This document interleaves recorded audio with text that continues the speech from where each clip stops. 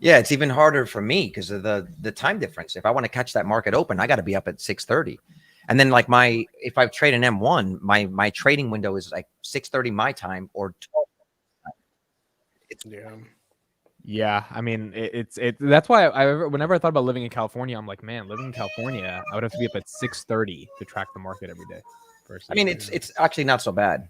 It's not impossible, right? It's It's just bad. No, it's not bad. And then once you get used to it, then you're done at 3:00. You're done at 3:00, and that's true. Then you have the rest of the day left. oh, it's awesome. Yeah. I wouldn't want to be in New York for the market. Yeah, just as context, we were talking about like sleep because if you guys notice my Twitter, I have been getting very choppy sleep. I've been more or less just keeping my eyes on the market, making sure I do all my due diligence for the companies that I still track and still posting when I can. Because right now, I think we have a classic 2008 kind of moment, not in terms of like market is crashing and anything like that, but there is an opportunity to get into some really good companies at a very good price. And this is the moment where if you're just a little bit like cautious, you do your research, you get into some really good companies that are high quality that a lot of people don't realize, you could end up literally for the next 10 years sleeping on your portfolio and still outperforming the market. Ask anyone who bought stock in 2008, 9 and around maybe a little bit early 2010. They're still living off of those fat checks, bro. That's literally what happened to me in 2001. I mean, I didn't realize what I was doing at the time.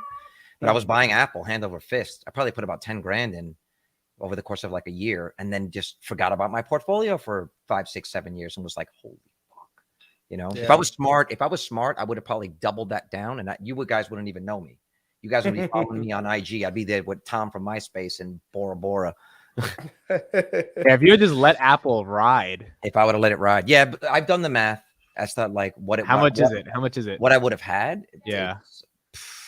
I mean, if I just go back, I don't know. It would have been a couple million, I would imagine. Yeah, I mean, just go back and look at what Apple was in 2001 and say 10,000 in Apple at that time. 9 splits later. Come on, you want to say hi? Oh, we got another guest. She's just there we go. Okay. You said you want to say hi to Amit.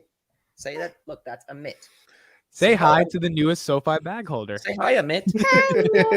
That's Kris. Say hi, Kris. Hi. Hi. Say she likes your Twitter. Thank you. Thank you. Really loves the charts. They're very colorful. Dude, we're doing this all for her.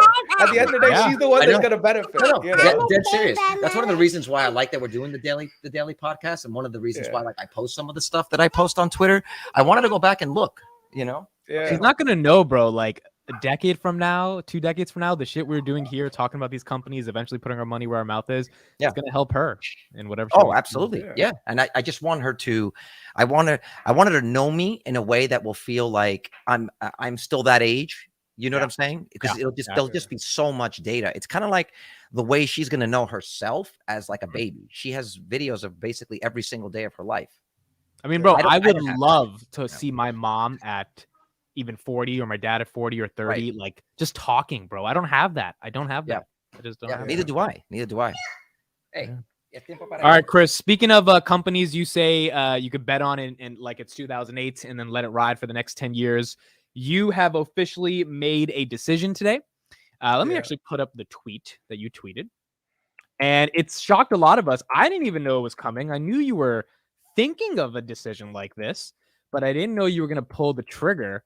Ladies and gentlemen, Christopher Patel is officially in SoFi. That is a new position that he is. I'm one of the bag holders, man. He's one of the bag holders. Well, you're not holding any bags as of yet. After researching into many of the claims by Wedbush and pretty much concluding that the information was dubious, I've taken a long position on SoFi. You thank a bunch of people. With ample liquidity, a credit crunch forming, and a CEO who's hell-bent on shepherding this company into a fair weather seas. I'll join you for the ride. No, this is investment advice to the SoFi Bulls. You are now one of us. This tweet got 44,000 views, 29 retweets, 271 likes. People are happy that you're in, and I think the reason people are happy is because you've been the most prominent bear on SoFi, and I wouldn't even say hold bear, on. Skeptic. Yeah, bear is the wrong word. I'd say skeptic only because you you really reveal yourself how things are going to be when the chips are down, not when things are up. Like everyone Yep. can bullshit their way when things are great. Oh my God, we have the greatest business in the world. Galileo, Technicus, yeah, all that shit. When there's a saying, I think Mike Tyson said it, like everyone's got a plan until you get hit in the face, Mhm. right? This company lost out on their main business, student loans, was able to quickly pivot into personal loans, right? Now there's a credit crunch coming. Their personal loans, by the way, their default, their Well, hold on. delinquency Let's set rates. it up. Let's set it up like this. So Yeah, we'll set up the discussion. yeah.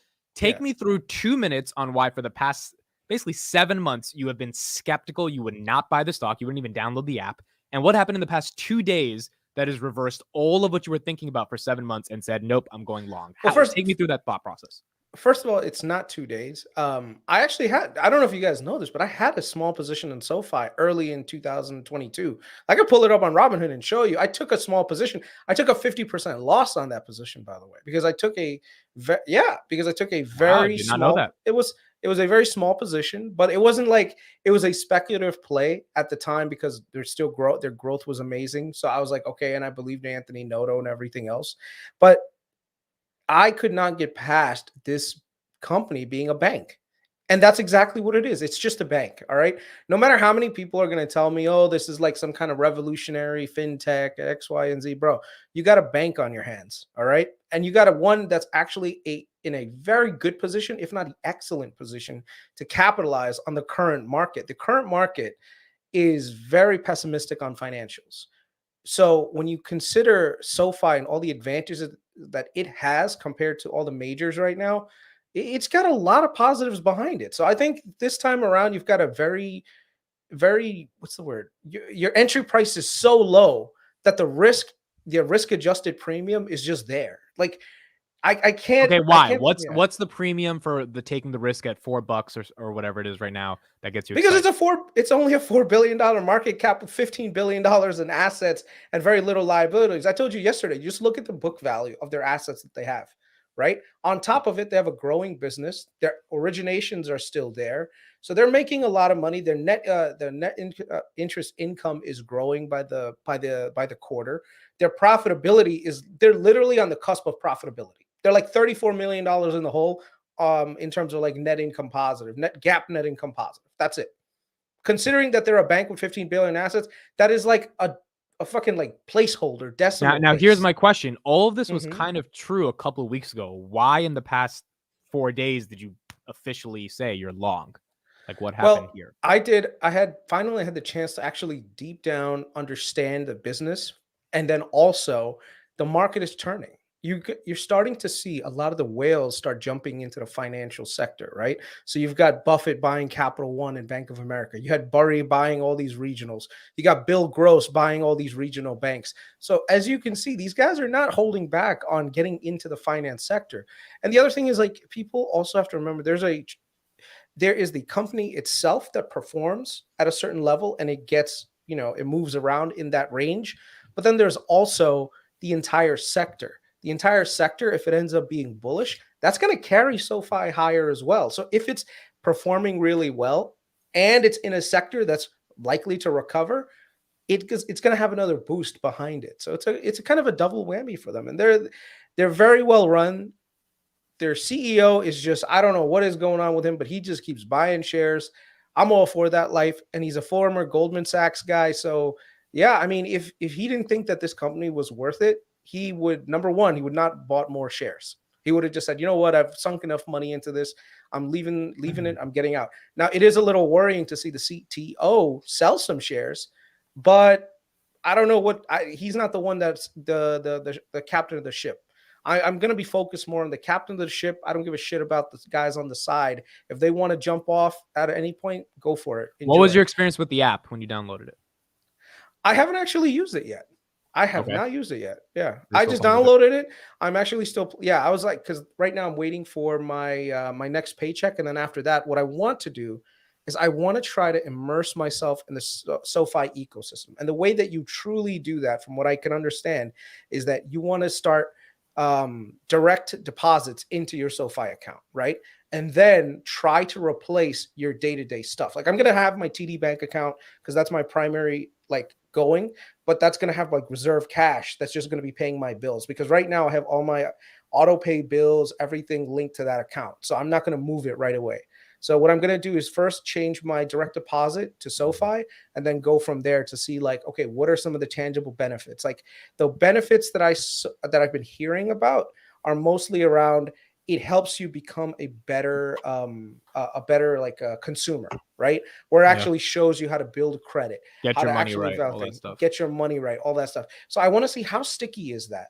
So I'm not just trying to like use the app and see the UX and see, okay, the UX is fine. No, I want to actually become a SoFi customer so that I can give not just a positive review, but a review that you can say, you know what, this guy took the lens informed off. opinion. Informed opinion. That's let right. me ask Carlos. Carlos, you asked a great question yesterday to some of the SoFi bulls, saying, "Look, it's just a bank. Why are you so excited? What's the headline that's gonna blah blah blah blah blah?" Yeah. What do you think about Kris saying he's long SoFi?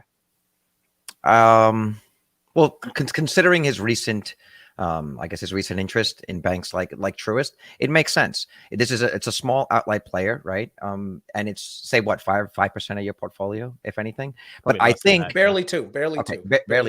But what I think is your analysis that like, oh my God, all the big guys are going into banking now. This is a sign that they're going long. I think they're all going to be out of it by September. I think this is, like I've been saying, the natural rotation out of growth into value. And it just seems like it's a safer place to put it because you just don't have the negative catalysts. Like the negative catalysts for banks are mostly legislative, let's say, really. I mean, that's really or what it comes down to, or like earnings, right? If you get like a bank run. But the potential negative catalysts for growth stocks are way more numerous. And so I hear what you're saying, but I think that a good amount of this money that's rotating in will rotate right back out in September. I don't necessarily think so, Carlos. Because the reason why is, you see, normally, if you look at the financial sector, right, they typically benefit from a higher rate environment because they can borrow short, lend long. That's the whole thing with banks, right? Yeah. They can borrow money in the short term, lend it out in the long term, and everyone is happy because they're making huge money on the spread, right? So if you have something called a steepened yield curve, it's amazing for them. The problem is right now you've got an inverted yield curve. So the cost to borrow money short and lend long is horrible. Yeah. So right now the entire sector is just getting killed by that. Now, what I'm seeing in terms of like the general economy, it's starting to get bad out there. Okay. It's early on, but it's starting to get bad. If you look at maybe you can speak to this tweet while you're talking about this. Go ahead. And then I have another concern. Yeah. So right here, this is my pretty much an indicator that we're in a recession, or we're in literally the starting point of a recession. So you're starting to see the sentiment around the business community starting to go down. You're also starting to see a lack of credit access. Like what I mean by credit access is you have the big guys. The big guys can't really lend out too much money because they're already so goddamn big, and they've been on like buying spree when it comes to these other smaller regional banks, putting money there, and they're actually restricted after a certain amount that they can't do too much with. The regional banks, which were literally liquidity providers to small business and to commercial lender, like to like commercial businesses and all the other stuff, they've all been hammered. So at this point, they're all like, no, we need to keep as much liquidity as possible, because if we get hit by a bank run, we're going to be dead by Monday, and we can't afford to do that. So right now, all of them are just holding on to as many dollars as they possibly can, unless you have some kind of like super great prior relationship for like the last 20 years. Trying to get any money out of a regional bank is going to be impossible right now, or at least very difficult. Yeah, go for it. I don't want to interject. I'm all about like discussing this, but I feel like I need to do like a Tesla takeover Tuesday. We're gonna move on to. I was just they had a massive investor day. We're talking about a company at a $5 billion market cap. I'm sorry, like I get it, but like what Tesla's announcing, what's happening, I think it's okay. So let's set that up. Let me ask one final question because I was getting it all over Twitter. So Kris, I want you to clarify. Then we'll go to that. TFC, has your stance changed on TFC? You're still long TFC? Long TFC. So long TFC still. You still care about TFC. You just think SoFi is also undervalued, so you're long both. Yeah. Okay, cool. A lot of people were asking what you still think about TFC. All right. Tesla. So Investor Day was I didn't even know they were having Investor Day today, or it was kind of under the radar, and unfortunately, right? Yeah, I was in session all day. I kept trying to have some time to at least catch up on the news, before we got on the podcast. So I'm still like fresh to this, and I'm still sort of digesting some of the So I think let's watch this of the 3-minute news. clip. Then we Yeah, had let's our watch own. it. Yeah. We had Meet Kevin ask Elon about advertising. I think we should all watch this, and then we'll get your raw thoughts. Carlos, I don't even think you saw this yet. No, I've been running around all day. Perfect. So. Okay. And first of all, what everything about Meet Kevin is whatever. He's a YouTuber getting to ask Elon a question is just absolutely amazing. So that's super dope. So let's see what Elon thinks, and then we'll get deeper into his overall thoughts about. There's also an interview that he did right after Investor Day with the guy from CNBC. And I have some clips from that. Yep. Yeah, I'd like to take a look at some of that stuff. All right. So this is Elon on advertising. Here. Hey, how's it going? Good, thanks. So Tesla is the largest position in my ETF, ticker PP, and that's for pricing power. Right. And I'm curious. Yeah. I really think that some of the features that you highlighted here, like the Make it louder, please. bag deployments of improved. It's as loud as it can be. Oh, it is. It's just I don't know why. I can't do anything about that. Okay. Features, the safety features, are great things that we could be advertising. I know you've heard this many times before. I know you have. But Sorry. Go ahead. Yeah. $525 off every car this year is half a Netflix's advertising budget. $1,000 is the entire Netflix advertising budget, and I see their ads everywhere. Why not advertise these things that you told us here? I feel like nobody else knows about this. I just talked to Gordo, the Tesla bear, and he's still talking about 2016 New York Times pieces. These people are in the past, man. That's like 7 years ago at this point. Yeah, that's what I'm saying. Yeah, it's actually, I talked to a lot of people, and they still think that like Teslas are like super expensive. And like, no, actually, the starting price for a Tesla is below the average auto price in the U.S. It's like, and that's a good thing. Can you pause that? I think it's good that I think Elon just made Meet Kevin's point. Like right there. Elon just said it. No one knows, yeah. If no one knows you have the cheapest car in America right now, starting car, then what is the point of having the cheapest car in the market? Yeah. Right? So sorry, go ahead, Carlos. that it's that way. I was going to say, I have a theory as to why. I think I've discussed some of this. I've actually had some Twitter brawls with people on this. I have some theories as to why, but let's finish watching this so we can get into it. And then I have something to show you guys. Our goal was always to make cars that are affordable to the general public. So I hear you. I mean, I think, and it's indeed ironic that, Twitter is like highly dependent on advertising. So, here I am. It's like, never used advertising really before, and now have a company that's highly dependent on advertising. So, I guess I should say advertising is awesome, and everyone should do it. But I think I hear your sort of larger point, which is that there are amazing features and functionality about Teslas that people just don't know about. So yeah. I posted one today on Twitter. If you follow me. And although there's obviously a lot of people that follow, like say the Tesla account and the my account, whatever on Twitter. To some degree, it is preaching to the choir, and the choir is already convinced. So I think what you're saying does have some merit, and you know what? I believe in taking suggestions. So we'll try a little advertising and see how it goes. The stock is going to go up $50 tomorrow. Okay. He was surprised by the reaction. He's like, yeah. Wow. Okay. All right, so Carlos, let's start with you. Well, there goes Carlos's thesis. Well, it's not just Carlos's thesis. Dude, a lot of Tesla oh my people. God, dude. That's the thesis. They don't need advertising. Elon okay, I'm gonna let you guys just go at it. Go ahead. Elon just said we need advertising. Let's fight. Well, I figure if I come in, I got to come in hard. That's all. Yeah, that's all I'm saying. So go ahead, come in hard. Exactly what I told. Bring it. Never mind. I'm glad I missed the banking discussion, by the way. Yeah, no, that's what we're saying in the chat. We're like, "Where's Vitaly?" He's like, "We said we're gonna start off with SoFi." He said, "I'll see you guys in 20 minutes." All right. Yeah. So go ahead. You and Carlos just go at it. There's nothing to fight about. This is obvious that they need to advertise as they make more cars, and I think now Elon sees as he keeps lowering the price and messing with it, he needs to advertise to tell other people that he's selling EVs that are great, because not everybody's on YouTube watching our channel learning about how great Tesla is. We know that he's great, but this dude, I talk to people all day asking me the dumbest questions about Tesla all day long. How do you charge this thing? What do you get? Every half an hour, do you got to go to the gas station? Like, people don't Right. know So the last anything couple, about EVs. the last couple of cars you bought was because you saw an ad between us after Seinfeld for like a Hyundai Elantra that made you. What's spend funny is $30,000 basically, on a car? yes, I had a Toyota No, I don't think so. RAV4. Yeah. I had a Toyota RAV4. I knew about it because, yes, Toyota has commercials, and we know Toyota's a good brand. And yes, they put out content that I can see Toyota commercials, and I know Toyota RAV4s exist.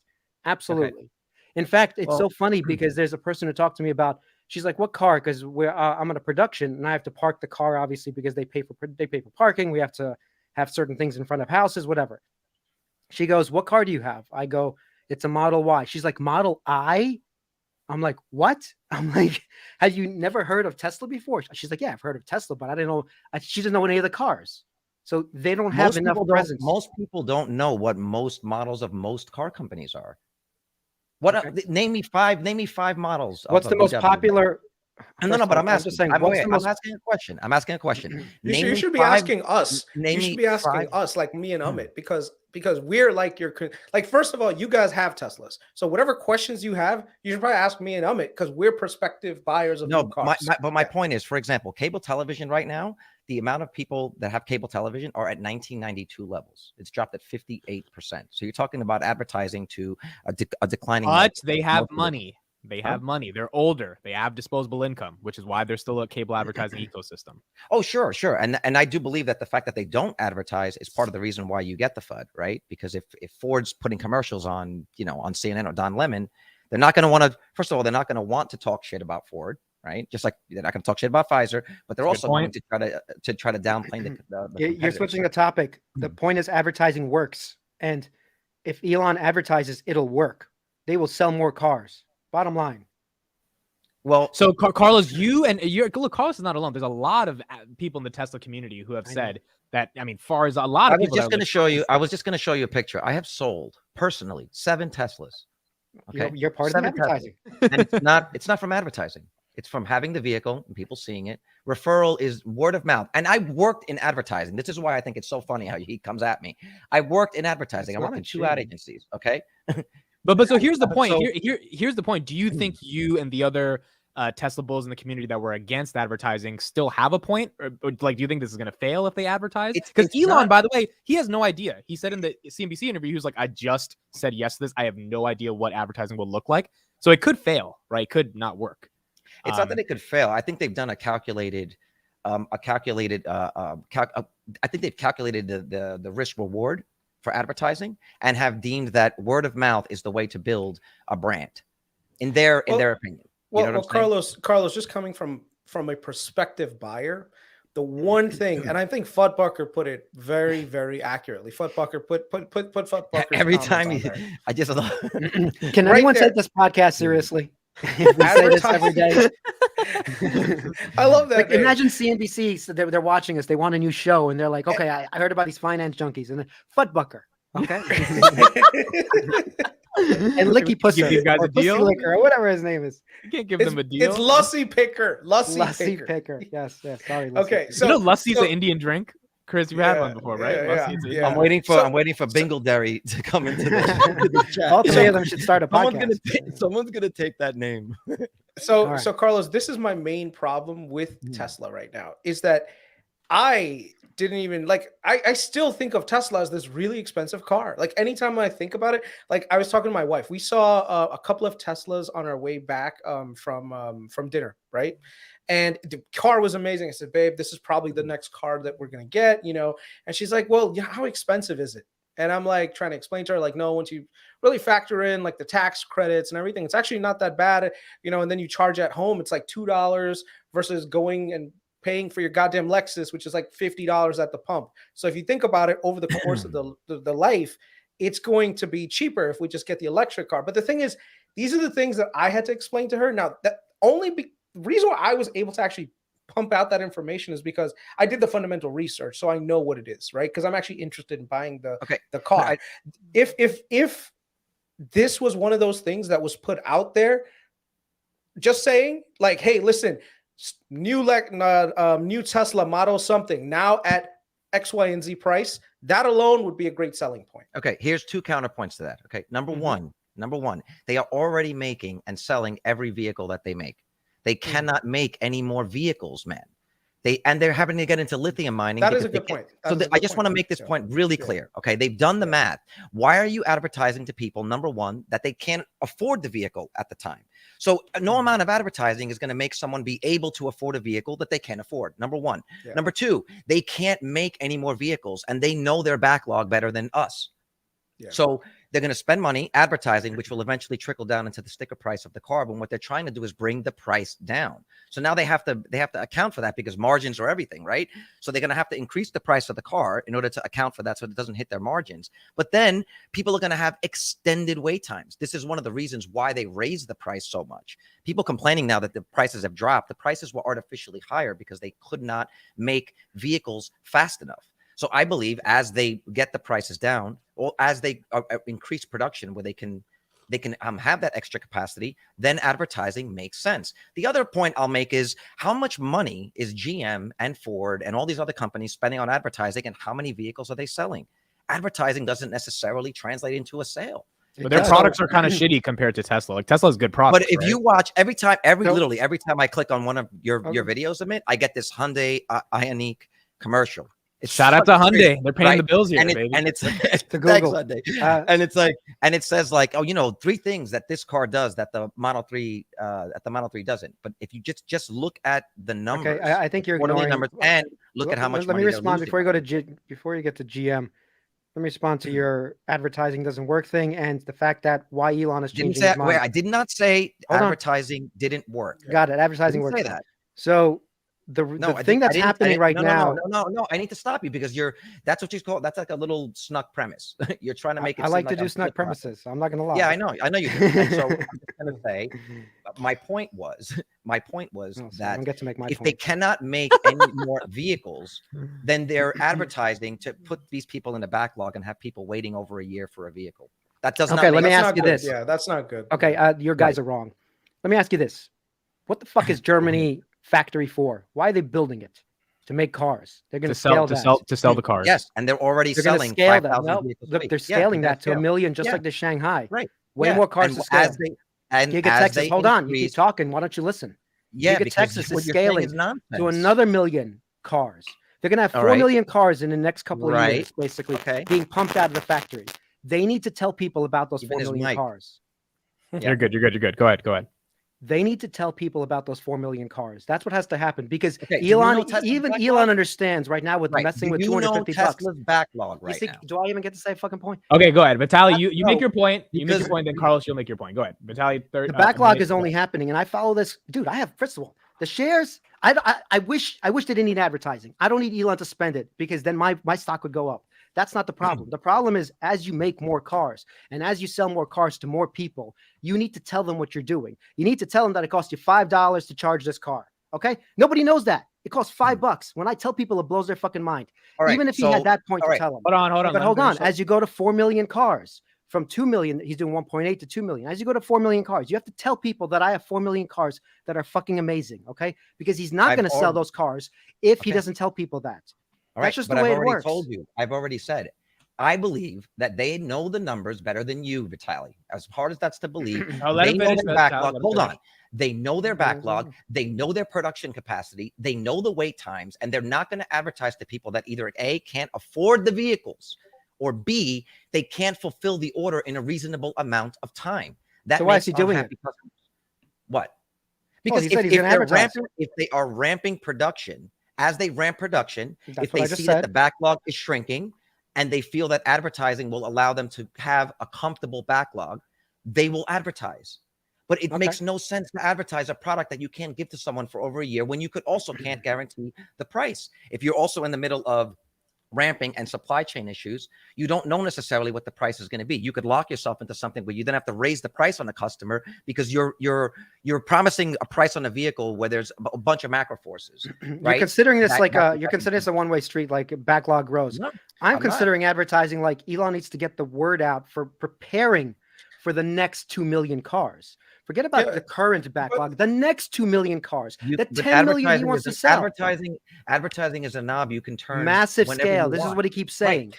So I think guys, want. the argument here, I think at this point is not that we shouldn't do advertising. It's just when should we do the advertising? Exactly. Carlos is saying, wait, we haven't hit the penetration point yet where there is not enough demand that you need advertising. So hold off on that shit as much as you can. And then once we get to the point where we're ramped up so much and we can't sell enough cars, we can throw a little bit of spicy. Hold on. There's a little nuance you're missing, Chris. There's a little nuance you're missing. The reason Carlos gets to say we have enough demand is because of Vitaly's point. They're cutting the margins. Gary Black's point is don't cut the margins, which means it's not going to be at an attractive price for the consumer, but advertise. So there is a trade-off here. If you advertise right now and you don't, because otherwise, why would you cut the margins if you advertise? Exactly. Right? Yeah, he's messing with 250 bucks. bucks. They're cutting the margins. They're cutting the margins as a death shot to the other companies. No, I think they're doing it to sell cars. They're doing it to sell at the end of the day, which you can do without. They're doing it to sell cars. How to sell? But every car that they sell right now in this quarter is a sale that they either steal from an ICE maker from another EV maker. And if he's really betting the company that they're going to be able to upsell and monetize that customer in the future, it makes more sense to get that customer right now. This is what Apple will do, right? They'll sell you a computer, but then they'll upsell you on all of the services. This is a very smart move, especially right now when other automakers are trying to ramp up and are losing money on every vehicle. Let me give you a counterpoint. Them to lower their prices and have even worse margins. Not a bad point. That's not a bad point. Hold on, I'm going to give you a counterpoint. Remember, the Mac was one of the better computer than PCs. It took that ad campaign that they had, 1984 ad campaign, to really just explode the Mac onto the scene. Very smart of Steve Jobs to do that. Is that the one they took the hammer and threw it into No, it was I'm a Mac, I'm a PC, but that's because that was a great one too. Absolutely. They weren't selling the amount of Macs that they could have produced. So they needed advertising to boost sales. Tesla does not need to boost sales. They're already at absolute capacity in terms of production. So what I'm saying to you is, what good does it do to spend money now to advertise, get somebody in, and pay the money now in this quarter for a car you can't deliver till 2 quarters down the line, when forces could change and change the price? Not a bad point. I am not saying that advertising is bad and we shouldn't do it. But what I'm saying is he lowered prices because he wanted to take advantage of the tax credit. And ultimately, Tesla wants to hit that sweet spot of the $30,000, $20,000 vehicle. That's what they want to hit. That's where the Mac, that's where 80% of the market is under $35,000. I agree. So he wants to get to that point. So if you lower the prices with the tax incentives, boom, now you're all up. He just so hold on. Did Elon say he's not advertising? I'm losing what Elon actually said. Let's listen to what Elon said. Let's listen. Let's play a 3 minutes CNBC clip when he was talking about it. Let's listen to this and we'll get back to it. He said we'll look into it. I don't think he said anything more than that. No, he said we're going to give it a shot. Like most of it you've shared before, but there was some news, and I want to start there. Advertising. You got a big applause. You didn't sound like you were going to advertise that much, but you did at least seem to open the way to saying, okay, we might consider doing some advertising. Why? Well, I mean, I believe in listening to shareholders, and I actually was surprised by the level of enthusiasm for advertising, since we have not historically done that. But there perhaps is some good logic to it in that. Elon agrees. Amazing. Information via, say, the Tesla Twitter account or my Twitter account, we're somewhat preaching to the converted, and not reaching people that are not already convinced. Essentially, this guy's fucking smart. I think they probably have a good point. Well, I mean, I think it's worth a try, and we'll see. We'll see how effective. Do you have any idea how you'd like to try it or what that would involve? Well, I mean, I have some general thoughts about advertising that if advertising is informative and entertaining, then it can start to approach content. So I think sometimes advertising is perhaps not informative, or perhaps in some cases a bit misleading. And in fact, we've lost some advertisers on Twitter because community notes applies to advertising too. And so if somebody advertises something that isn't perhaps a bit inaccurate, then it gets community noted, and then they get mad and stop advertising. But we care enough about the truth that we're willing to give up advertising dollars on Twitter, even if in order to have the least inaccurate source of information. And I want to talk about that, but I want to obviously. That is not something he would have done in 2020. So Agreed. This victory lap that you're trying to take, like you think you dunked on, it's like it's nonsense. It's a pretty good victory. He's doing it now. He's doing it now because he has 2 new factories that are ramping up. Right, they're now at 5,000 Model Ys a week. Cybertruck is getting ready to launch. This is what I was saying. He's ramping up he's getting ready for this, getting us ready to take over the world. They are not at the point where they are able to make 4 million vehicles, 6 million vehicles a year. No, he said guidance. Hold on, guidance was 1.8 million for this year. Yep, that's what the guidance is. So, unless he feels that they cannot hit those numbers without advertising or without compressing margins too much, he's not going to advertise because it's only. So basically, you agree with advertising, just not at this time, Carlos. That's your point. Yes, it makes sense. It's like are you going to advertise something and get someone excited about something that you can't deliver? Because you also know with advertising, you've got to get people once you get them in the door, you got to get them, right? You've got to get them and you got to. I agree, but I always said the advertising, just like he pointed out, doesn't have to be about literally converting people to buying Teslas. I've always said that it has to be about informing people what an EV is. Why is it better? Like when you tell people it's $5 to fill up your tank, they don't understand it because they never thought about it this way. You just need to inform people about this. And let me ask Kris and Amit. Kris and Amit, if you saw something that, forget about that, just EVs, it's a Tesla commercial, but it's just pointing out EVs. Hey, it's $5 to fill up your tank. Hey, you don't have to change your brakes for 3 to 5 years. Dude, every time I'm filling up my wife's car at the will that work? No, let me just every time I'm filling up my wife's Lexus at the gas station, I'm asking myself, why the hell don't I have a fucking electric car?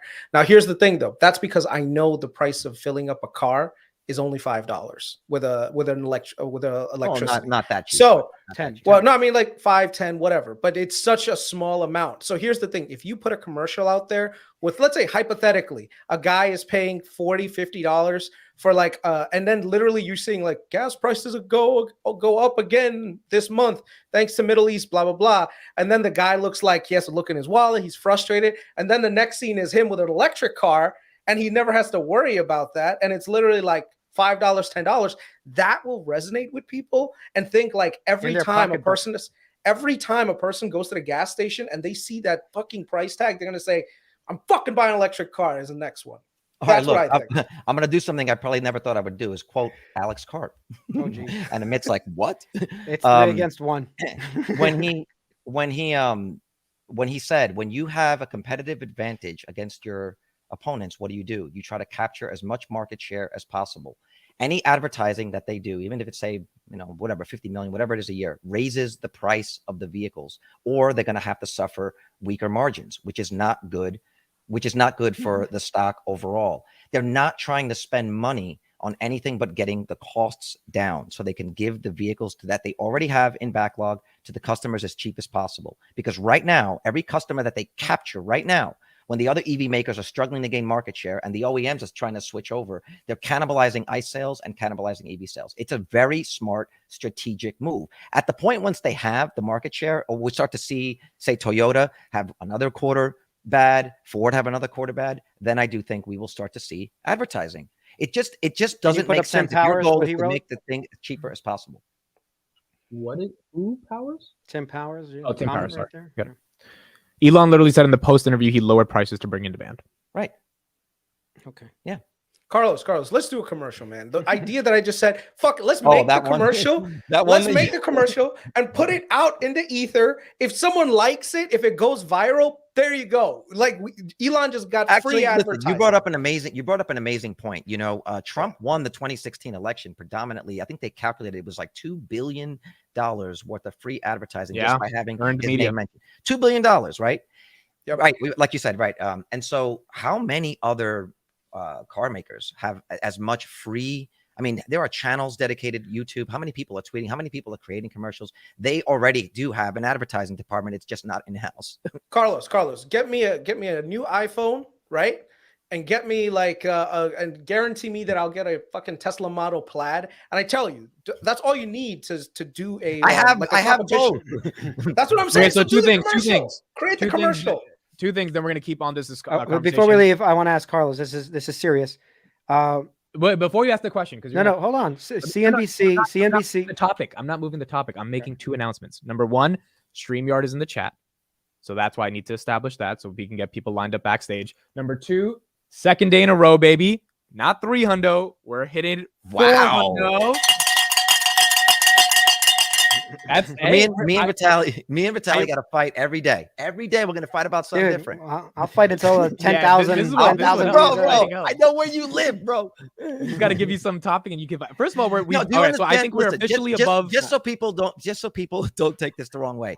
Vitaly and I were in a band for a while, and that's basically like being married. Okay, yeah. This is what it's like. You fight over songs too. The same thing, man. Creative people talk, and we're both from Brooklyn. This is how people from Brooklyn talk. I mean, call me wrong. Anyone here from Brooklyn? It's not actually a fight. This is just how we speak. It's literally because I love the guy. I don't hear you, Chris. Yeah, you were muted when you were trying to do your Brooklyn. Hey, yo, Uncle Joey, what are you doing out here, man? Why ain't you buying no Tesla, Uncle Joey? What's wrong with you, man? Okay, real question. Okay, now hold on. So I think we're officially moving it above the 300 mark. I think. I think 400. That's the mark. So I won't ring the bell anymore at 300. So if we can keep doing 400, that's when I'll ring the bell. All right, go ahead, Vitaly. Okay, so this is a legitimate question. I'm not trying to, cornhole you, pigeonhole you, whatever. CNBC, we know, is biased, and media is biased against Teslas. Any bad news, they're gonna do that over good news, right? You agree on that part? Yeah. Okay, so GM, Ford, they advertise, they get treated better, right? Is there any value to just being treated better in the media so you're portrayed a little bit better for like free because you've paid for some advertising? Yes. I've thought about that. And I would say to myself, because I've thought this through, like, why wouldn't you? The issue that I think that they would have is that any advertising that they did put out that says something, I do believe they'd be immediately attacked. That video would be taken and disassembled by short sellers or whatever it is and put out as FUD in an attempt to essentially crush the reach of whatever the original advertising was and force Tesla to bleed cash. So I do think it would be a sort of like a financial assassination attempt on them. This is just what I believe. This is why when it's easier when like an owner does it, because they're not on the radar that way. I don't think that they would get favorable treatment because Elon, by and large, is a very divisive character. And no, I don't think that they would. Look, if the president, Tesla might get better treatment because money's at stake. Okay, but understand this. This is what I come back to. Tesla is an American car company that is producing these vehicles predominantly, like 90, except for like the rear world Model 3. I think most of it's in America. Okay, but because they don't have unions, the president of the United States didn't even say their name. So I think that they're talking into a wall. And this is honestly why I think they're like, it doesn't even make sense to engage with these people.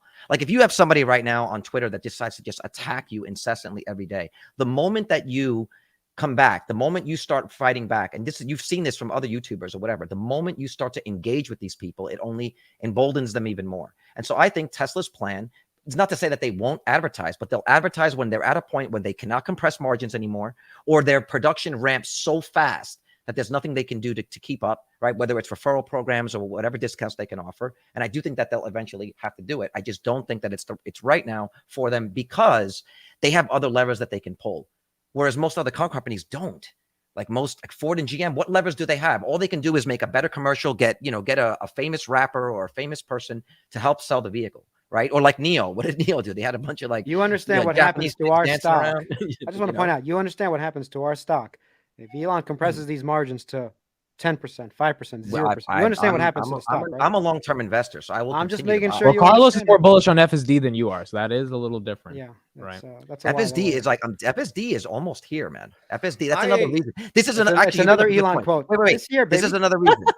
This is another reason. This is another. I'm glad you brought this up. This is another reason why I think that they compressed the margins as they did. I think they're actually a lot closer to full self-driving, the official release, than a lot of people think. And I think they made a point to say, let's get these as many vehicles on the road right now, because just a week ago or a couple days ago, he said once FSD version 12 is released, he is going to give everyone in America a 1 month trial of it. If 10% of those people convert, I mean, how many Teslas are on the road right now? 3 million? I think it's in America. I'm not exactly sure the number. So 300,000 people exactly. would pay. 300,000 people would have to pay how much? 10,000, 15,000? It's 15,000, but or $200 a month as a subscription. So that's 450 million or something. Is that correct What? math? 300,000 times 10,000. Is that? Am I doing the math wrong? That's like 3 billion. Dude, you're so off. That was so off. That's a couple billion. My bad. Chris, you handle the accounting on per final. No, but the point is, do you understand? Just think about this right now. If this makes sense, if this thesis is correct, and FSD will be released, say this year, say November, wouldn't it make sense to get as many vehicles on the road right now as you can, knowing that once you do that and you activate it for whatever, 3.5 million cars on the road, you're going to capture a small percentage of that, 5 or 10% of that, and that goes straight to the bottom line. How much this is why you can't talk to Tesla bulls, guys. Yeah, $9 trillion. How much is FSD is always around the corner. You can't. It's 15. It's 50. Well, listen, Vitaly, I know that that's a joke, but you're an engineer and you understand how difficult these things are, and you understand that, especially with the movement of these things, you reach a plateau that then requires you to rethink and move to before you can break through the next level. Elon's discussed this. I don't think he's outright lying to people saying it's coming this year because he's been saying it since like 2012. You do know that, right? Sure. We've done a video. We have someone backstage. Let's bring them in. This is a personal friend of mine, David. Big Ray, Palantir to the moon. What's up, bro? What's up, guys? How you guys doing? How's it going? What's up? Good, man. Really quick question. What do you guys have for dinner? No, I'm kidding. That's what I'm talking about. That's the question. I had to like every time. No, but good to see you guys. I've been watching kind of all of you guys for a long time. We're in a lot of the same stocks. Even sometimes when like today when I jumped into SoFi Leaps and Kris just jumps in at the same time. So I guess we just get into a lot of the same stocks. But brown people are like, oh, hey, I love to see like brown people winning. that big brown brain. I love to see brown people winning. I remember the original SoFi weekly. The Palantir weeklies. Great. I had Punjabi MC playing in the background. Like, no, I saw the statistic, right? Isn't it like the Indians have the greatest amount of wealth in the U.S. or like second greatest? That's secret. Hey, the Hispanics are coming for you, though. All right, I was playing corridos while buying SoFi Leaps. All right. But my question is kind of for Kris, but for everyone. So I'm working on my master's in real estate development right now, and everyone's kind of talking about the commercial real estate and the adjustable mortgages and stuff like that. So I kind of want to hear what your guys' thoughts and timelines are for it, because I'm someone who eventually wants to get into commercial real estate, if not just buying them outright, maybe getting into the development side of it. So kind of just having your thoughts on what interest rates are going to do and what the Fed's going to do and how their cutting will affect everything or the raising, So I'll start it off by just saying, when people say commercial real estate, you have to be very specific and distinguish what you're actually talking about, because, right now the whole model is commercial real estate is equal to office buildings. Like, no, like there's still strip malls. Like right now I went to a birthday party for my niece the other day, and it was like a strip mall, but they had like a birthday party kind of like business where you would go and you could rent out the space and everything. So I think businesses are always reinventing themselves around the spaces that they have, right? So I think when you look at real estate, you have to be very specific on what kind of real estate. Like medical offices are always there. So it's not like these things have gone out of fashion. They're still around. There's still profits to be made. The cap rates are there. Your biggest problem right now with commercial real estate, Ray, is that you've got the Fed as a goddamn competitor. Okay, if the Fed is giving you 5.5%, like 5.25%, 3-month Treasury. Imagine your cap rate. Does it make sense to go in and go risky on a real estate venture when the cap rate is 5.5 on the other side? So right now, every business in America is competing against the Fed. So what happens?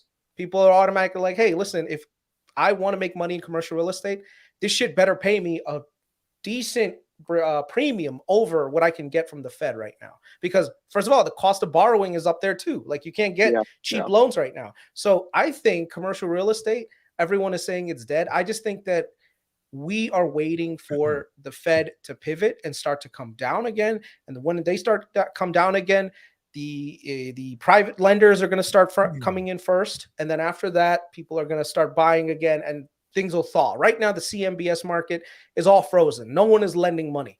That's what the Fed wanted, by the way. That's not the cause. That's the symptom. I mean, that's just how it happens. The Fed is saying, cool your shit down. Stop buying shit. Stop spending your money. Sure. And they're doing that with investing too, saying, listen, stop fucking making new shit. Stop constructing stuff, because all you're doing is causing more and more inflation. So right now, the Fed is basically told everyone, calm the fuck down. We need you to slow down with it so that we can get inflation down. And then after that, you're going to see a renaissance in the commercial real estate space. So I think that older office buildings will eventually be repurposed for something else, all this other good stuff. But keep an eye on the cap rates. That is the most important thing when it comes to real estate, cap rates. Can I just ask and Vitaly can speak about that too. Yeah. Go ahead, Carlos, go ahead. I just want to ask Kris a question. What do you think? All this real estate that they have, the strip malls, as companies like Amazon deal directly with customers. What do you think those things will become in the future? They get reinvented. Like 10 years, 20 years. Personally, yeah. What do you think? Like, I give you a strip mall now, and I tell you, look, a lot of these stores went away because most people are shopping from home. What do you do with all that real estate? See, back in the day, I would have said, man, this is going to be bad. Porn. Well, first of all, look, people, you make us like a VR movie theater. People are more inclined to. First of all, there's demographic changes to take into account, and these businesses tend to reinvent themselves. So here's an example: 10, 20 years ago, Planet Fitness was where fitness centers weren't really a big thing. Now, everywhere you go, every strip mall has like a giant section that's turned into like fitness centers, and people right now go to like gyms. Right, that is a thing. You still have your bread and butter, like mom and pop stores, like your branded restaurants and stuff, like your what is that thing called? Like your fast food, but not really that much fast food, but like your Thai places and all these other things. You only have Panda Express. Yeah. I mean, I don't know how it works for you, and because you know a lot about New York, Kris, but here, like I'm from Portland, right? And we're pretty big on zoning laws over here. So one of the things, if you want to repurpose, you're gonna probably have to get rezoned. So that's also a big barrier for a lot of people trying to do that. In Chris's mind, this is a two-year thing that happens. Well, the thing is, even rezoning, though, remember the governments, they rely on all these properties for their tax revenue. So they're not going to just say, you know what, we're not going to rezone because X, Y, and Z. They're going to say, listen, whatever brings in the money, we will fucking rezone it for you. That's how it works. Yeah. True. The localities, they're in the business of making money so they can support their programs for their citizens. So right now, if you have an empty strip mall sitting somewhere and it's becoming a blight on the local community, all that's going to happen is the local council people are going to say, hey, we need to rezone this. A developer is going to come in and says, look, this is the type of rezoning we need. Make it happen. Capital comes in. They redevelop it, make it into something else. And that's how the thing works. Vitaly, you have any thoughts on this? I mean, look, Kris is right over the long term, but he's making it sound like this is easy. The government doesn't agree. The left hand of the government does not agree with the right hand, okay? Even if the governor is trying to pass this through. Round the two, actual New York City. Versus... the actual New York. I'm just thinking about New York. So the governor or the mayor is trying to do something. Then we have politicians on the other side trying to block him. And then that'll go back to court. This will take years to play out. This is not a simple thing that you're discussing. This takes a decade to work itself out. In the meanwhile, my investment sits there not making any money. That's what happens. I kind of agree with that, and that's kind of actually the question before Kris went on his tangent. We know how he loves to come. Thank you. I'm starting to like this Palantir guy. It was technically about a timeline, right? Like this guy. Fuck you, Big Ray. I was your friend when you started. We were gonna celebrate together on our SOFI. Chris is literally saying "F you." You have to give Chris a timeout because no, don't do that. Do not do that. I'm just kidding. Never do that. That was so fun. No, it's so funny, Chris, because everyone knows you go on these tangents. We love your analysis, but we know you go there, which is the fun. When he was a Palantir bear, trust me, I said "fuck you" to the screen all the time, and I'm like, this guy's fucking wrong. In the chat, Agreed. In the chat, which out of the four of us would you guys want to see drunk on a pod? Just if it was only one person. Amit, because he doesn't drink. Yeah, you drink, Amit, right? But really quick, gun to your head. So gun to your head. I want to see Kris drunk. I want to see Kris drunk because I bet the Chris will still epic. Chris will probably Chris will still be competent about commercial real estate while you're drunk. I want to see Chris do 3 shots just off the. So to summarize, I guess, so I can get out of here because I know you probably have other people in the back. Right? Gun to your head. If you had to jump into real estate at one point in the next, however long the timeline is, 1 to 10 years, whatever, when do you think it would bounce back in the macro, not just because I know it's regional. I know how the regional stuff works, but overall, to try to like whether it's rezoning or try to like David, going into some of these offers. You want to invest in commercial real estate, right? So Yeah, eventually, yes. I'm in residential right now mostly, but I will make the switch probably to commercial at some point. Yeah. Okay. So Kris, gun to your head. When does it come back? It's going to be depending on your region. I'm sorry, I can't give you a better because I mean, hold on, tangent incoming. These guys, no, I mean these guys explained it correctly, saying it's all going to be dependent on the local governments. If the local governments are like always like being slow walking things, then yeah, that's not a place you want to be. Like New York City with its red tape and everywhere, probably not the place you want to be. But if you're in some smaller locality in the middle of America and they're looking to actively redevelop their downtown, bro, you'll get everything done. They will support you with money. They'll even give you money to do the redevelopment. They'll actually guarantee the loans to get you to do that. That's the other thing people should always be looking at when it comes to redeveloping real estate. There's so much fucking free money out there. He actually did You know what? That's the thing. You guys don't realize that good advice takes fucking time. We say it 10 times for him not to do it, and then he does it. I just looked at every time I know Chris's phrase to get to the next part of his. I look at Vitaly's face and I see his eyes roll back. I'm like, all right. I've never seen a 2-sentence answer from Kris, and one day. No, you know what it is. That's why we love Kris. All you got to do is put the conclusion first. It's like just put the conclusion. No, but then Kris finds more and more and more. That's why he's so good at this. No, but give the conclusion and then give you supporting evidence. I'll give you an example that makes sense. What's scarier, right? If you have a scene where somebody comes home and then they unlock the key to their house and then they go and then they turn on the lights and they make some food and then they go in the bathroom to take a shower and then the killer jumps out and kills them, right? Versus showing the killer in the bathroom and then the person comes home and then you see them going through their day. Me and Carlos are moving. What's going to be scarier for the audience? It's going to be scarier if they know what's coming, right? So let me answer your question. Yes, tangent. We continue on this tangent with Kris? I'm happy to continue. No. We got one more person in the back. Yeah. So pleasure seeing you guys. I will say I suggest to maybe bring on Sean from Invest to Live, try to do a real estate episode maybe one day. Yeah, I think everyone here has real estate, right? Yeah. But my question that I don't understand, and this is like a Big Ray and Kris, when you say invest in commercial real estate, do you mean like companies that hold commercial real estate or you personally? No, personally. Yeah. Personally. Okay. That's what you're thinking. Okay. Like he buys an empty Panda Express that one day becomes a Panda Express. Got it. I'm on the opposite end of that. I would rather just buy the companies that own. Yeah. Like always a lot of capital. Right. It's a lot of capital you're locking up in a. I'm thinking about it in terms of like truest, I believe. Yeah. No. I'm looking SLG, I think. I'm looking at this. I'm looking at this in terms of like, okay, what are some beaten down stocks that have long triple net leases where their cash flow already and that's coming in, and people are like, oh, commercial real estate is dead. Like, O is perfect example of that. So if you have a dividend portfolio in a tax sheltered account, you believe commercial real estate is going to do exceptionally well, buy some dividend payers that are like nice long-term fixed contract ones. So that's all. So no, I wouldn't personally go into real estate. I'd just buy the stock, but that's me. Thanks for being on, man. Appreciate you. Talk to you later.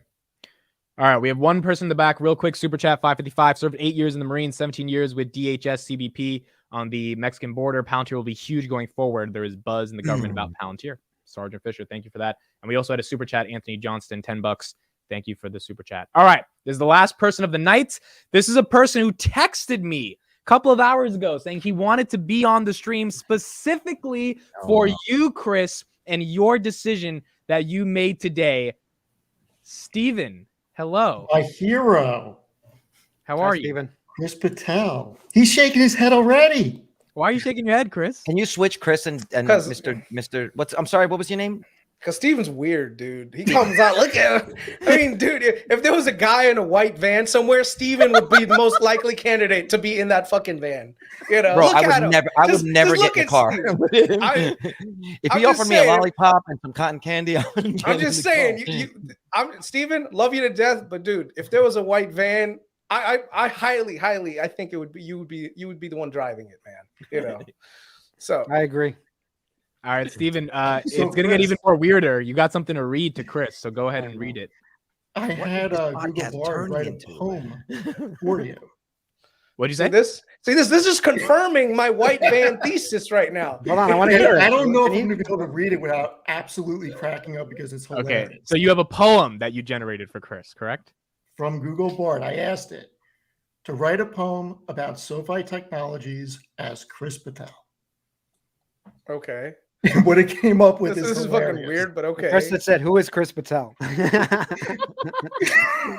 if Google Bard fucking knows who I am, we got problems. We got You problems. guys have transcripts on YouTube. Of course it knows. That's who true. you They are. do. They actually do. They Wait, actually do. really? I'm gonna Yeah, all right. Google Oh, yeah, Bard yeah. feeds the YouTube transcript data, so it's But just Okay. apparently, access but to the apparently, whole it doesn't YouTube know library. anything that happened before September 2021. How weird! no, is that's that? ChatGPT. No, bro. that's ChatGPT. Google isn't that has what you access said? direct Yeah. line to the. All right, got I it. want to hear. I want to hear what my fucking AI clone thinks of SoFi. Go ahead. Go ahead. Oh man, get them both talking. That's a Okay. okay. Let's hear this. Kris Patel Vision, SOFI Technologies, a company that's changing the world, making it easier for people to get the loans they need This is wrong. and the financial services they deserve. SOFI is more than just a company. It's a movement to make financial freedom available to everyone, no matter their background or credit score. SOFI is changing the way we think about money, and it's only the beginning. Stay tuned for what's next from Kris Patel and SOFI Technologies. SoFi is making us. Bro, I'm question- shorting Google tomorrow. Fuck that. I'm shorting Google. That is not how the fuck I would say any of that shit, bro. I am a merc. Okay. SoFi is changing SoFi- how money if works SoFi because makes- it's taking away our money. If SoFi, nah, bro, I don't know which Kris Patel that was like generated from. It's not this one though. I think the audience needs to know, Kris. If you don't like what you see by SoFi in 2 weeks, you're out. You don't give a fuck, right? No. I think I'm gonna give them a good solid year. I think they're so low 2 right weeks. now that Yeah, a it probably solid needs a year. week A now. solid year. No, a solid year. Oh my A solid God. year. No, you need to have a Hey, solid year. dude, It's not a SLG. solid year. I heard nothing but SLG for like a month and a half. Hey, In our listen, chat, check The data SLG, changed. check this. The data changed. The data I'm just changed. saying, right? The 2 weeks data later, changed. data changed. Kris. So, Steve, Yeah. how do you feel about Kris, one of our good friends, finally in the stock that you have a significant portion of your capital inside? I wouldn't say a significant portion. Well, of on the phone capital. today, you told me it was a significant. Well, look, it's a big amount of money. It's not a significant portion of capital, but yeah, I am interested to see why he actually made the move to the dark side after not believing the numbers. Or let me rephrase that because that may not actually be true. After questioning what they were putting and thinking, and he's not wrong for. Let me ask you. Here's the question: did you think his bear case or his skeptical whatever case had any merit to it ever in the past 7 months? I think the bear case makes sense in a theoretical, but you can't speculate, in my opinion, on what is actually going to happen. I did not like the bear case because you don't know who of their FICO scores is getting laid off and who is going to be defaulting on credit. And that's why they have their actuaries to make their projections and come up with a loss ratio model that is acceptable to them. So I understood where he was going, but at the same time, this management team's never given me a reason not to trust them. So if they're not worried about the numbers and they keep showing growth, I'm not worried about it because look, the people that are getting laid off by these big tech companies, they're pretty smart. They're going to find jobs in other places. It may not be in a month. It'll be in 4, 5, 6 months. And I don't think the premise is as grim as what was holding him back. So I'm very interested to see what really changed. Do you know that between BlackRock and Vanguard, they own 10%? Yeah, but whenever someone says that, they own everything. So I never take that seriously. They do, but They that- own a shit ton of Palantir. But that's a very large position. Like In other they're words- mandated to do that. They Sure, have but to. but they are. There's. I mean, the only reason why I say that is because we're talking about a company with a $5 billion market cap. Like, Yeah. they're very susceptible to downside pressure, more so than a company that can sustain, outflows. I'm just. Yeah, It just seems it just seems risky. I mean, I know that, and and there's an underdog story there. I really like Anthony Noto, but it's just risky, man. The one thing that I think a lot of SoFi bulls got, I don't want to say wrong because they didn't get it wrong. They just, didn't really consider it too much, is they never really take into account a lot of the macro pictures that are out there. So like if you looked 6 months ago to 9 months ago, the Fed was hell-bent on raising interest rates, crashing the economy, crashing the market. Who would have guessed that the consumer would be this resilient? Who would have guessed that the tech companies would have been this resilient to all this downside pressure? So guess what? Things happened. Everything went. Wait. But don't you think a part of that is we haven't seen the effects of it yet? No. At this point, with rates 12 months in a row have been already almost 12 months in a row, they're starting to come down. And yet we haven't seen the downside yet. If there was something like there's a cascade, like there's a cascade there that it's going to take 4 months to see the effects of where we were 6 months ago. You know, I don't think the tight labor market would have already presented itself in a much more pronounced way. Like if that was the case, then we would have seen that. I'm not seeing that. I'm seeing inflation starting to come down significantly. And at the same time, the Fed right now, even though they're saying, oh, we're not going to raise, we're keeping our eye on, we're probably going to raise again. All that shit is performative bullshit. And they're probably going to pause next month, followed up by possibly rate cuts starting in September, October, November, even though they said that they wouldn't. Because this is how it is. They have to be like bearish on the economy so that people don't go out and go crazy and buy shit again. You know, they want to make sure that inflation is completely dead before they start going the other way. So right now the Fed is projecting. They have to change the printer cartridges. And at the same time, look at what big guys are doing. Look at what the big guys are doing right now.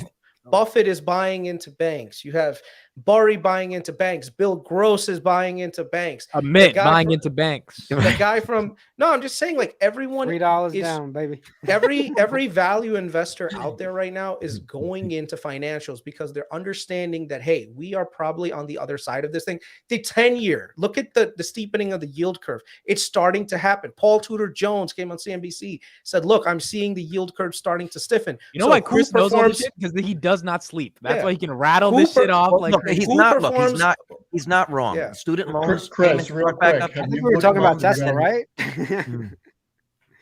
He pivoted. No, but Chris, even when just one thing, and then I'll let you get back to it. Look, when you look at the macro picture, that is going to tell you how companies are going to perform. One of the things that I was talking to you guys and saying, look, no matter how good of a car Tesla makes, at the end of the day, people can't afford it because the interest rates are gone up like crazy.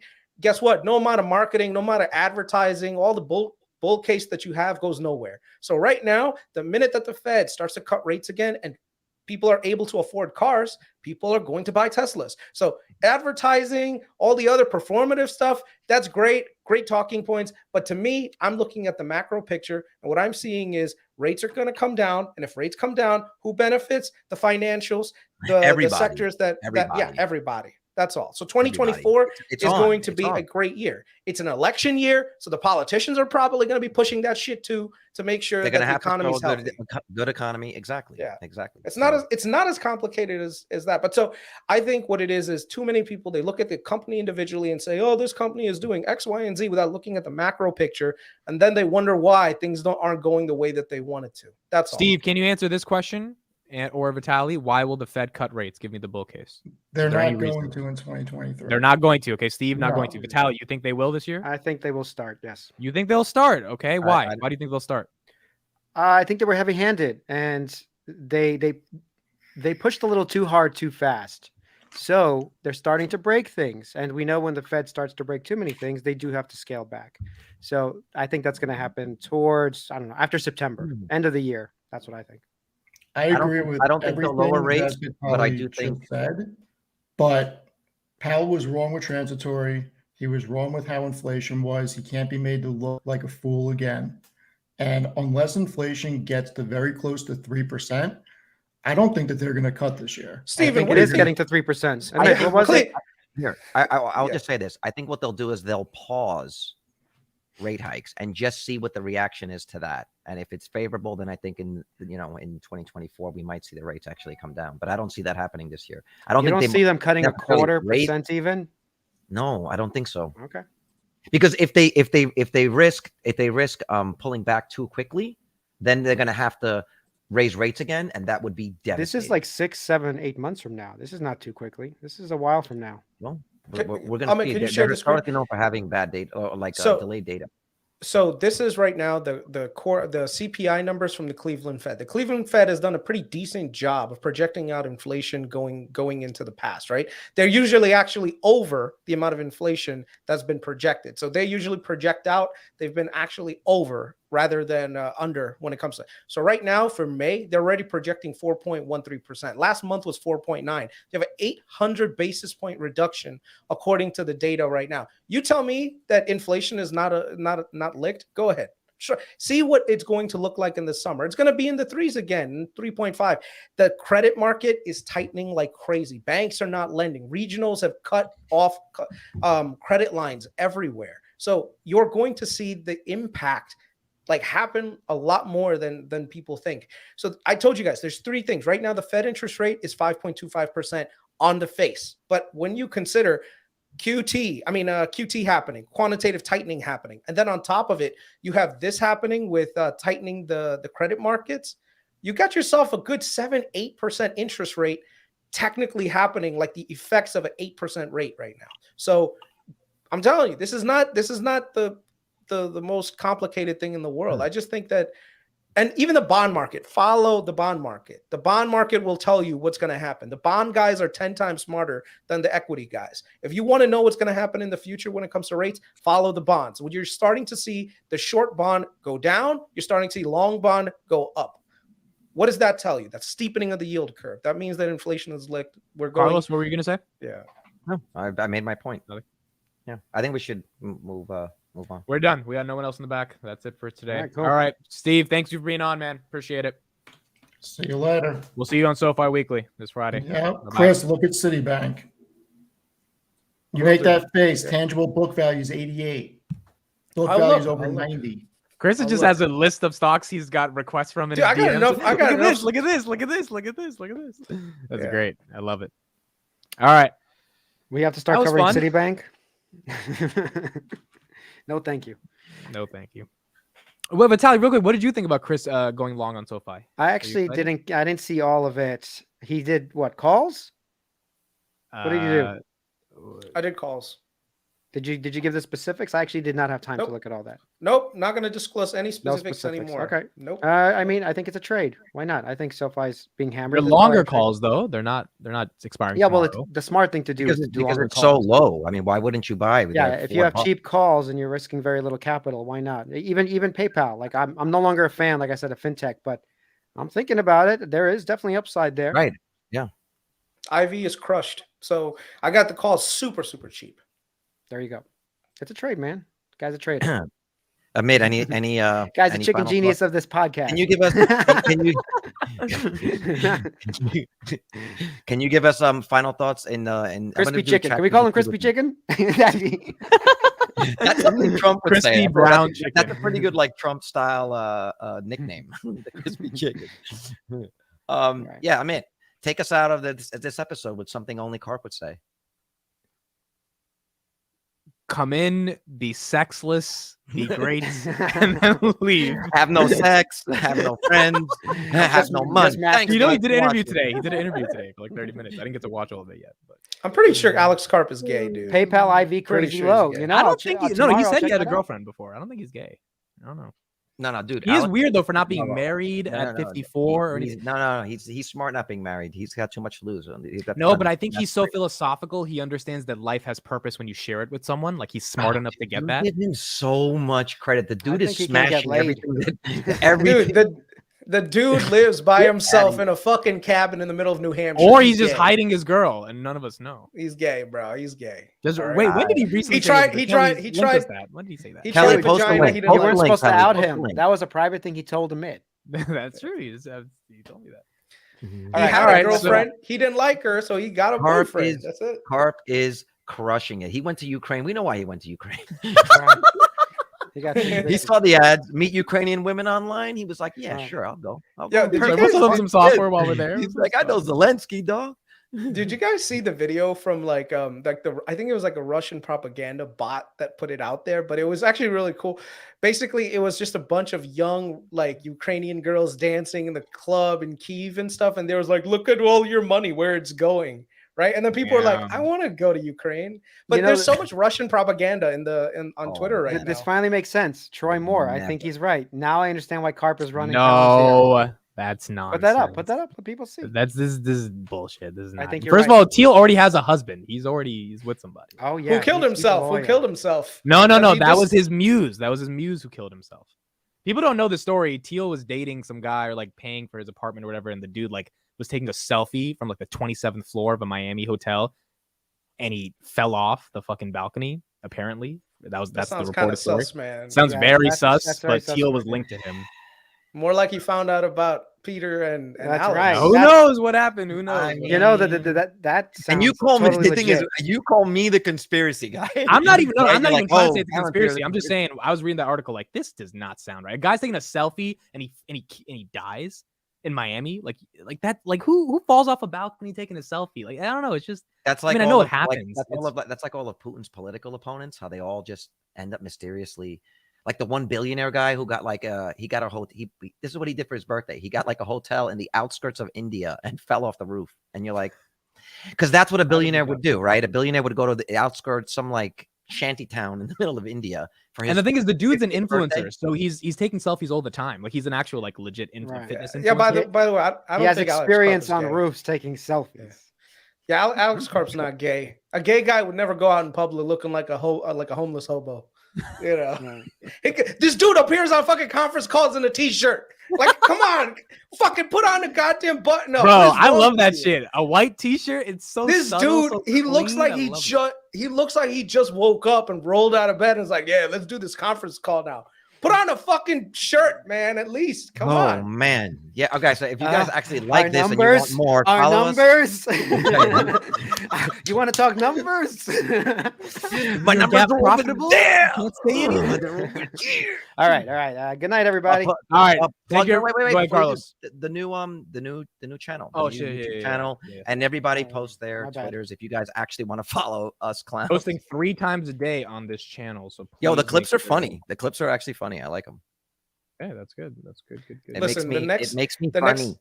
The next time Palantir has because now I actually have some Palantir shares, by the way.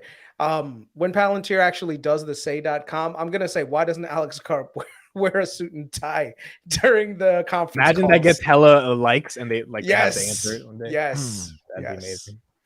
That's a All kind right. comment. Scott Killen. Thanks, guys. Can't wait to rewind and watch from beginning. Scott's loyal, bro. Scott's loyal. He watches I everything. guess he came late. That's late. crazy. Scott, he always watches every single day. So thank you guys for Thanks, 402 days in a row. Means a lot. Subscribe to the Yep. new channel.